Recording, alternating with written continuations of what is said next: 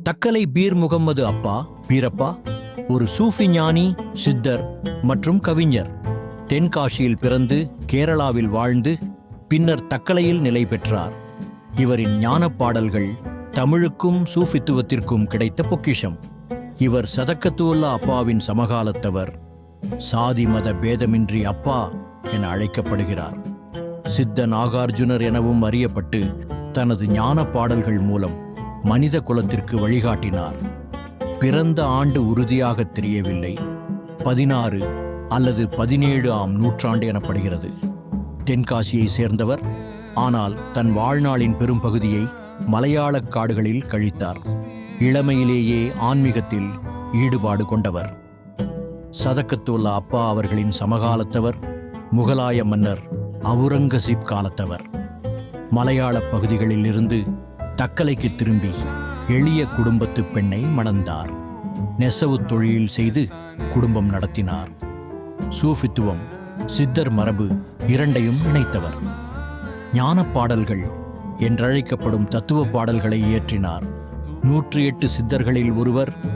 சித்த நாகார்ஜுனர் என்றும் அழைக்கப்படுகிறார். சாதி சமய வேறுபாடின்றி அப்பா என்று அழைக்கப்படும் தனித்துவம் பெற்ற ஞானி. கன்னியாகுமரி மாவட்டத்தில் உள்ள தக்கலையில் இவரது தர்கா அமைந்துள்ளது. இது பீர் முகம்மது ஒலியுல்லா தர்கா எனப்படுகிறது. இங்கு ஒவ்வொரு வருடமும் ரஜாப் மாத பௌர்ணமியில் இவரது பிறந்த நாள் கொண்டாடப்படுகிறது. இவரின் பாடல்கள் தமிழுக்கும் மனித குலத்திற்கும் கிடைத்த ஞான பொக்கிஷமாக கருதப்படுகிறது. சூபி சித்தர் தக்கலை பீர் முகம்மது அப்பா இந்த உலகுக்கு தந்த ஞான பாடல்கள் யாவும் மனித குலத்துக்கும் தமிழுக்கும் கிடைத்த மாபெரும் பொக்கிஷம். சாதி சமயம் கடந்த நிலையில் அனைவராலும் உரிமையோடு அப்பா என்று அழைக்கப்படுகின்ற தனித்துவம் பெற்ற ஞானி தக்கலை பீர் முகம்மது. இனி விரிவாக காண்போம். பீரப்பா தன் தந்தையுடன் சேர்ந்து தக்கலையில் நெசவு தொழிலில் ஈடுபட்டு வந்தார். இருந்த போதிலும் ஞான மார்க்கத்திலும் அவர் அதிக ஆர்வம் காட்டினார். ஆழ்ந்த சிந்தனையுடைய பீரப்பா தனிமையை அதிகமாக விரும்பினார். 18,000 தமிழ் ஞான பாடல்களை தந்தவர் அவர். கேரளத்தின் வனப்பகுதியில் பீரப்பா தவம் புரிந்த குன்றினை பீர்மேடு என்றே அழைக்கின்றனர். பீர்மேடு கேரளத்தில் ஒரு தாலுகாவாகவே உள்ளது. திருவிதாங்கூர் மன்னர்கள் முதல் ஏழை எளிய சாமானியர்கள் வரை அனைவரிடமும் பீரப்பா நல்லிணக்கத்தோடு நடந்து கொண்டார்.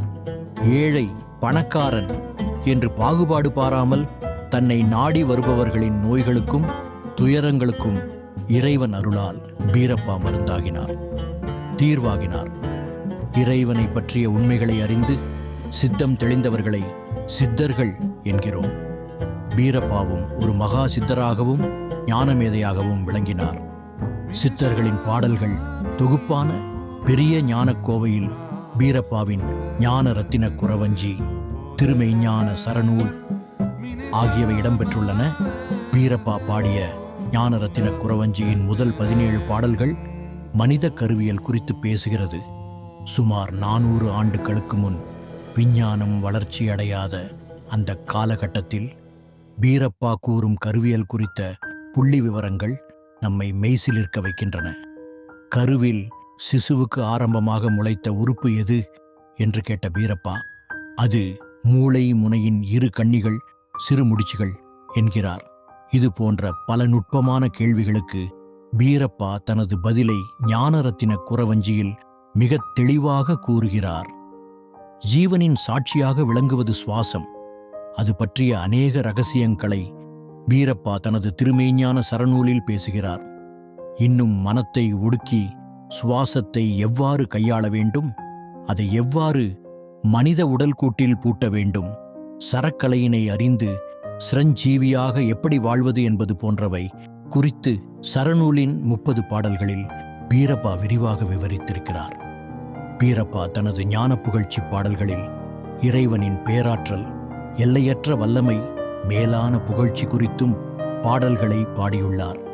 அதில் எவ்வாறு இறைவனிடம் வேண்டுதல் புரிய வேண்டும், அவனிடத்தில் எப்படியெல்லாம் அடைக்கலம் தேட வேண்டும் என்பது குறித்தும் அழகுற எடுத்துரைத்துள்ளார். அதில் முத்து, மண், பவளம், தண்ணீர், பச்சை, காற்று, முதலொளி, நெருப்பு, புவனம், வானம் என பஞ்சபூதங்களை ஞான பரிபாஷையில் அழகிற வர்ணித்துள்ளார் பீரப்பா. மற்றொரு பாடலில் அற்ப ஜலம் அக்னியால் அழியாமல் காவல் செய்து என்று மனித பிறப்பின் ரகசியத்தை கூறுகிறார்.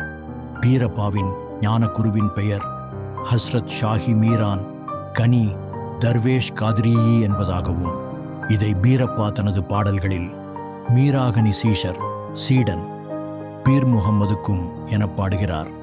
பீரப்பாவின் ஞான புகழ்ச்சி பாடல்கள் ஆண்டுதோறும் தக்கலை தர்காவில் அவர்களின் நினைவு நாளான ரஜப்பிறை 14ஆம் இரவன்று 686 பாடல்களும் விடிய விடிய பாடி நிறைவு செய்யப்படுகிறது.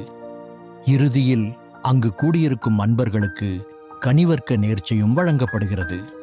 பல்வேறு சமுதாயத்தினரும் இந்த ஞானப்பாடல் நிகழ்ச்சியில் கலந்து கொண்டு சிறப்பிப்பது தமிழகத்தின் மத நல்லிணக்கத்துக்கு சிறந்த எடுத்துக்காட்டாக உள்ளது.